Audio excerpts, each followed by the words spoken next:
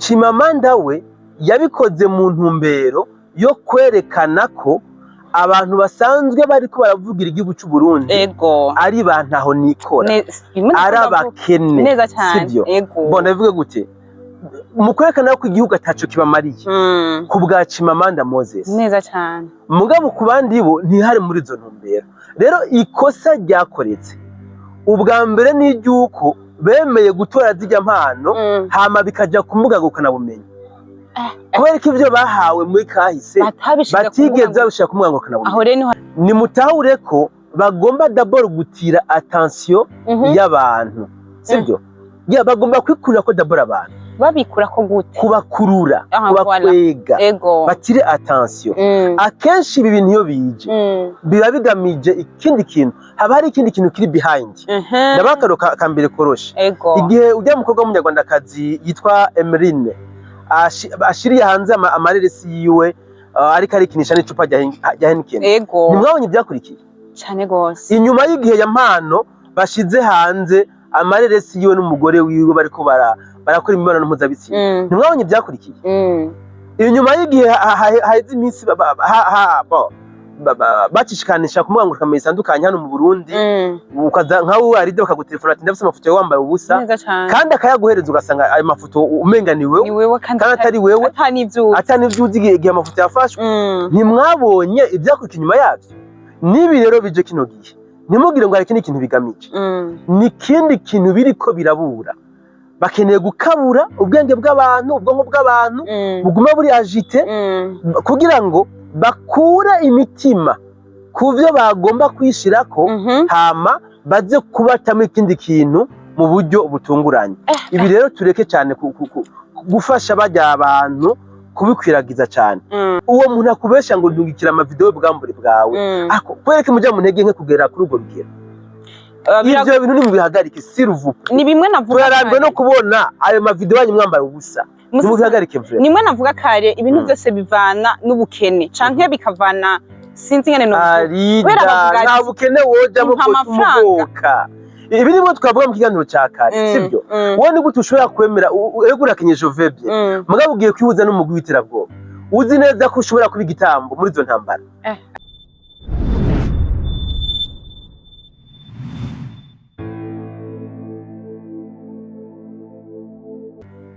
amahoro y'Imana akomeze kubana namwe mwese mwahisemo gukurikirana ibiganiro vyacu haba kuri Bienfo canke Bienfo Plus reka ndabaramutse nongere ndabahe n'ikaze mu kino kiganiro nkuko mubibona turi kumwe n'umusesanguzi uno musi rero ntabwo turi muri studio kabisa murabona ko turi mu kajardin nako atagira kabisa kugira dutembereze baramusaguzi nuguri nakutagira kabisa je myidogo yanyu narayumvise myidogo yanyu narayumvise kandi ushimire n'abakunzi ba Bienfo na Bienfo Plus nabo bayumvise bakabagira ico bayikoze ko kugira ngo dushobore kuba tuza turava muri studio basi rimwe twicara ahantu akayaga karengana tukakumva mu mutwe mu mugongo umubiri wose neza cyane reka renda gusabe ubaturamukirize abariko baradukurikirana neza cyane amahoro y'Imana akomeze kubana namwe bwe mwese tugiye kubana muri kino kiganiro nizera ko ibintu bikomeje kugenda neza muri kiganiro twakoranye kare turi muri studio turagarutse kandi no musina ubu naho tuje muri jardin reka rero tubandanize mu kiganiro bwana musesanguzi tugize iminsi tubona abantu bamwe musanzwe mukorana igikorwa kimwe bagize iminsi bakira impano za bamwe bagize iminsi bacafuza leta yacu y'u Burundi bacafuza igihugu cy'u Burundi ivyo bintu uvuga kwiki urakoze cyane arida ku kibazo mbajije mu bisanzwe hari ibintu bikoreka umuntu mu by'ukuri bikamuyobera neza cyane akabura umwifato agira ku bw'ico kintu sivyo je mfise ibintu bibiri ngomba kuvuga kuri kino kibazo mbajije ikintu cyambe ngiye kuvuga ni kwakira zijya mpano kabiri no kumenyekanisha yuko zijya mpano zakiriwe nivyo novuga ko bifise inguvu nini sivyo uti kubera iki ubundi ku bantu bemera Imana mu bitabo byeranda mwarabonye ahantu bivugwa ko ibikona byagaburiye abakozi b'Imana mu gihe dusanzwe tuzi yuko ibikona ubwavyo bijya abantu basangangukiye ku misozi. Ati rero bajya n'ibikona bito. No hinge ntumbeshere hinge nza kubisobanura neza kumbure baza kumbariza sivyo. Twarabonye ahantu ibikona bigaburira abantu kandi ibikona tubizi ko ahubwo bijya abantu. Iyi ni inzira imwe.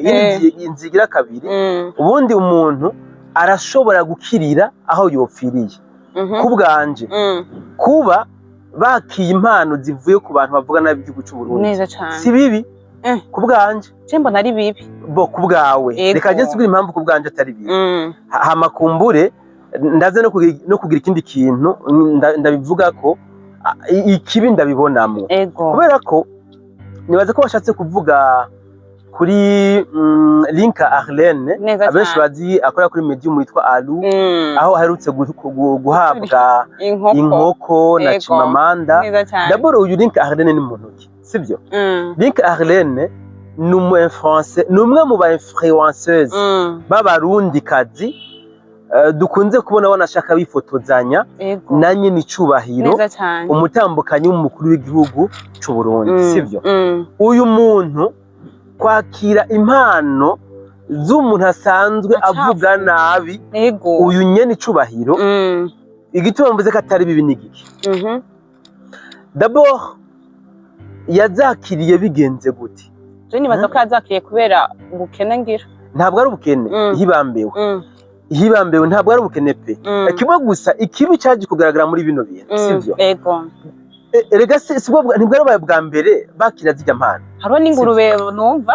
Voilà urati no kurikoresha. Kwakoresha umwanya hari. Nakoresha umwanya n'umwe mu bantu bisanzwe tubona bavugira igihugu bavuga bagaragaza ubwiza bw'igihugu bagerageza gutaka nyine icubahiro mukuru w'igihugu nawe yaronse mu bahawe izo mpano hari ingurube bahawe kandi bose ugiye kuraba babihawe n'umuntu umwe Chimamanda Moses sivyo. Aho niho hari kibazo umviriza atawara kino kintu bituma navuze ko atari bikuru nka bijya ntibwari ubwa mbere Chimamanda Moses abahaye ibintu. C'était pas la première fois. Yarasanzwe bibahereza sivyo. Mandi majambo biboneke ko imigenderanire yabo yoba yari hasanzwe noneho byaje kuba bibi aho bigiriye ku mbuga ngurukana bumenyi sivyo. Ububi bwa bijya bintu ngiye kuvuga nubuke sivyo. Nuko Chimamanda we yabikoze mu ntumbero yo kwerekana ko abantu basanzwe bariko baravugira igihugu cy'u Burundi ari bantaho nikora ari abakene sivyo. Bona bivuge gute mu kwerekana ko igihugu ataco kibamariye ku bwa Chimamanda Moses neza cyane mugabo ku bandi bo ntihari muri izo ntumbero. Rero ikosa ryakoretse ubwa mbere ni iryuko bemeye gutora zijya mpano hama bikaja ku mbuga ngurukanabumenyi kubera ko ivyo bahawe muri kahise batigeze babishaka ku mbuga ngurukanabumenyi. Aho rero niho hari ikibazo. Je ndazi ko ari amafaranga yama yabahaye ariko ndazi ko ari n'ibindi bintu amatelefone n'ibiki yama yabahaye mugabo ntigeze bija ku mbuga ngurukanabumenyi. Kuri iyo ncuro rero Chimamanda mu rugamba rwiwe afashe ubucuti bari bafitanye mu ibanga abushize ku karubanda kugira ngo bano bantu basanzwe bavugira Uburundi bamufashe propaganda ziwe. Ako nabo ntibihagaze ku kwera. Ikosa bakoze niryo kwemera ko bino bintu bija ku mbuga ngurukanabumenyi sino guhabwa izo mpano. None abahabwa impano none turamenya bazibahaye. Erega bwana musanguzi wangira ntiwari wabonye ico Chimamanda yavuze kugira abitange. Yaravuze yuko agomba bamuronderera inkoko agomba yihe umukene. Rero sinumva ingene Aru yafashe akaza kwitora kandi yari yamaze kugira. Reka nakubwira ikintu kimwe uwo mukino ndawuzi cyane gose. Iyi dose maze kuyumva narayikurikiranye neza cyane ndamenya n'ingene byagenze kugira ngo umukino kinwe sivyo.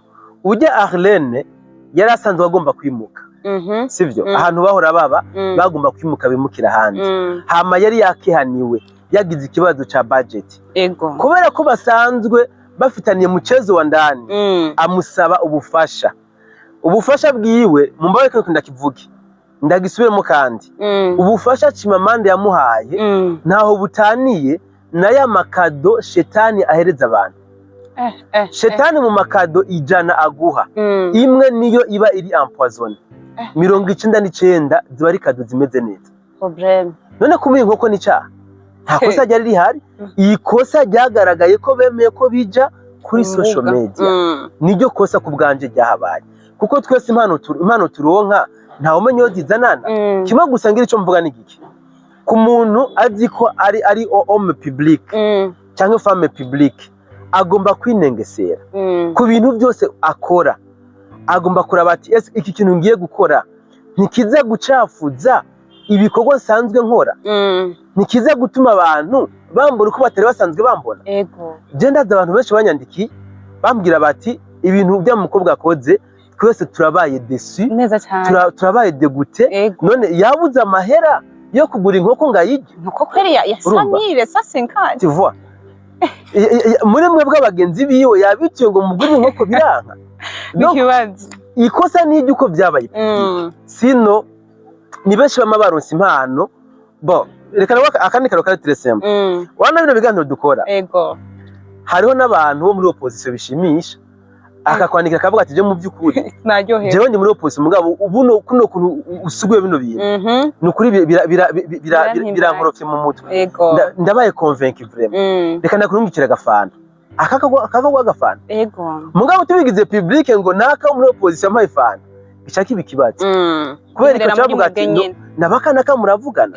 Rero aba bantu dukora ikintu kimwe, uyu mwuga donc kino gikorwa binengesera. Hama ikindi kintu ngomba kuvuga ni giki, kuri bantu nyine dukora ikintu kimwe, twige gutandukanya contenu no kumaramazanya. Gute rero sivyo? Jewe nshobora kugira isanganya par exemple, sivyo?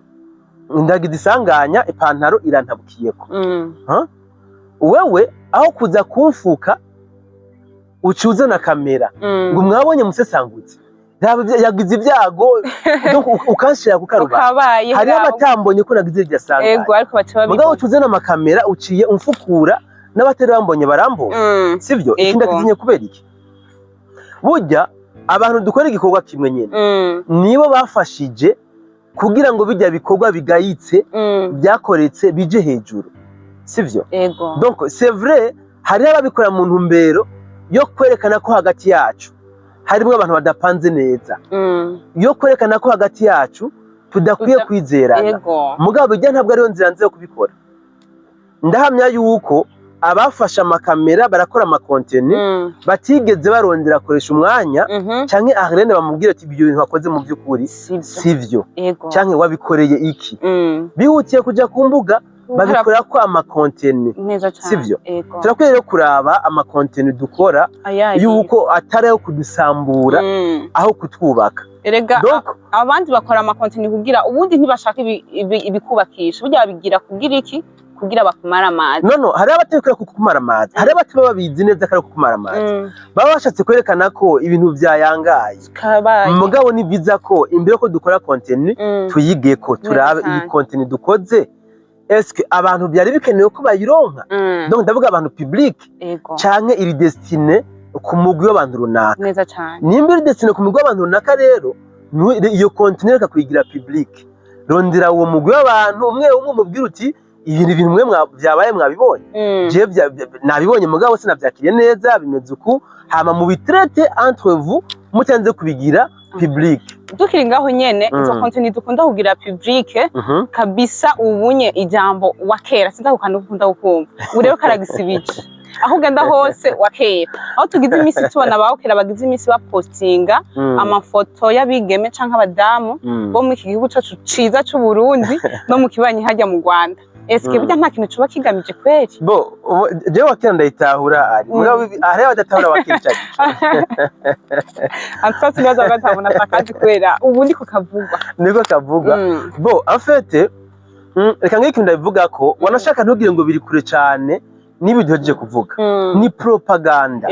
Genda ubirabe neza, aba promoteur bibi bintu byo gutanga impano ku ba influencer kugira babamaramaze, ni nabo bariko barapromotinga ibi wise ngo ni wakera. Nibo bariko bafata barema inkuru d'abord zo kubesha ngo naka ngo yafashwa asambana, ngo ndafise amavideo yiwe yambaye ubusa, ndafise amafoto, sivyo? Bagafata n'andi mafoto y'abantu batamenyekanye bagashaka kumwangurukana bumenyi bigamije iki.